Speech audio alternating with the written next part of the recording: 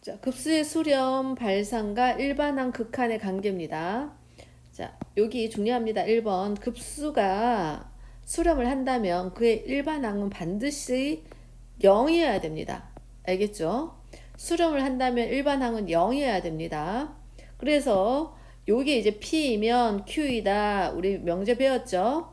요거의 대우값도 참여하겠죠. P이면 Q이다. 1번에 급수가 수렴한다면 일반항은 0으로 간다. 얘가 P이면 Q이다 였죠. 그래 그의 대우 납P이면 납Q이면 납P. 그러니까 자리 역으로 자리 바꾸고 낫을 붙인 게 그 대우라고 했죠. 그것은 참여해야 됩니다. 그러니까 n이 0으로 가지 않는다면 얘는 발산하게 되는 거죠. 근데 그 역은 자리에 받고 있는 그러니까 n이 0으로 n의 극한값이 0이 된다면 그의 급수값은 수렴한다. 얘는 거짓입니다. 이게 참이나 거짓이냐 묻는다 그러면 거짓이라고 해야 돼요. 왜냐하면 반례가 존재하고 있기 때문이죠. 요렇게 반례가 있습니다. 자, 요게 일반항 an이 있는데 얘의 극한값은 무한히분의 무한이어서 0입니다. 하지만 그의 수렴값은 한번 더 해봅시다. 얘의 일반항을 유료해주면 얘죠. 자, 얘의 급수값, 즉, 무한히 더했습니다. 그럼 요거의 시그마 값을 한번 해봐야죠. 시그마 k는 1부터 n까지 루트 n 플러스 1 마이너스 루트 n을 리미트 이렇게 무한히 보내는 게 급수값이잖아요. 작은 거, 큰 거 들어가면 이렇게 시그마 값이 나오고 얘를 n을 무한히로 보내면 무한히가 나옵니다. 그쵸?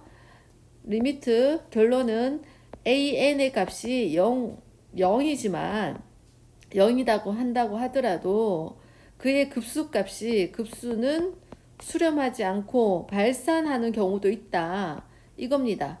그러니까 이거는 거짓이라고 할 수 있겠죠. 이때는 그럼 어떻게 하냐? 조사를 한번 해봐야 됩니다. 그 시그마 값이 수렴 값을 수렴인지 발산인지는 반드시 발산도 아니고 반드시 수렴도 아닙니다. 문제 한번 풀어볼게요. 급수의 수렴과 발산을 조사해달라고 합니다. 급수의 수렴과 발산 조사만 해달라 그랬으니까 우리는 급수까지 구할 필요 없고 리미트 an 그거의 극한값이 0이면 그의 급수가 수렴하게 되는 거고 0이 아니라면 얘는 발산하게 되겠죠. 얘만 조사하면 됩니다. 그래서 일반항만 떼어가지고 조사를 해보는 거죠. 극한값이. 그러면 이거는 무한히분의 무한이니까 분모의 최고차항으로 나누면 2분의 1이 되는 걸 알 수 있습니다. 자, 분모의 최고차항으로 나눠 볼까요? 이렇게 나눠 보는 거죠. 알죠? 그러면 얘들 없어지고 얘 해서 2분의 1. 그런데 얘가 0이 아니니까 이 급수값은 뭐 한다? 발산한다 라고 할 수 있겠죠. 그렇게 54번까지 풀어주시고요. 그 다음에 55번 한번 해보겠습니다.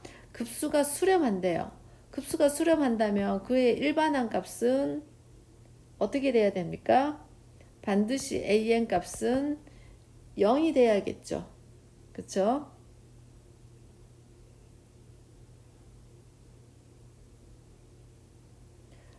자, 일반항이 어딥니까? 이 an이라서 이 an을 얘기하는 거 아닙니다. 이거 요 앞에 있는 여기 있죠. 여러분이 착각할까? 요게 지금 일반항입니다. 얘가 리미트의 결과값이 0으로 가야 되는 거죠. 그래서 요거는 따로따로 분리시켜주면 1이 되는 거죠. 마이너스 1이 돼야 되는 겁니다. 0이 돼야 되는 거니까 할 수 있겠죠.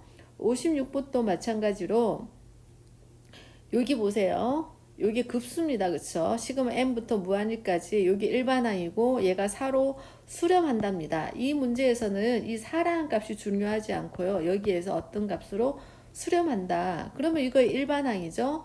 리미트 3an-2의 n을 극한값은 0이 돼야 되는 거죠.